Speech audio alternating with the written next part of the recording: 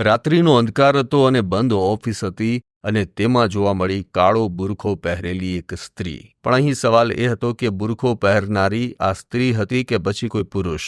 વાત છે સુરતના ઉધનાની, જ્યાં ₹11,85,000ની ચોરી થઈ અને પોલીસને હાથ લાગ્યા હતા સીસીટીવી ફૂટેજ.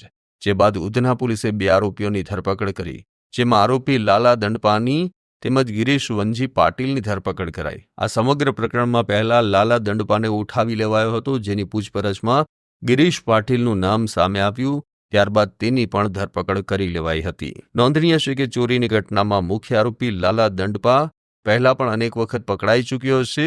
તેની વિરુદ્ધ 70 જેટલા ગુના પણ નોંધાઈ ચૂક્યા છે. અને સૌથી ખતરનાક વાત એ છે કે લાલા જ્યાં પણ ચોરી કરતો હતો ત્યાં એક ચિઠ્ઠી રાખતો હતો, જેમાં પોતાની પત્નીની તબિયત ખરાબ હોવાથી ચોરી કરી રહ્યો હોવાનું લખાણ લખતો હતો. ત્યારે આ સમગ્ર ઘટના સીસીટીવીમાં કેદ થઈ છે. જે સમગ્ર મામલે ઉધના પોલીસે બંને આરોપીની ધરપકડ કરી તેની વિરુદ્ધ ધોરણસરની કાર્યવાહી હાથ ધરી છે.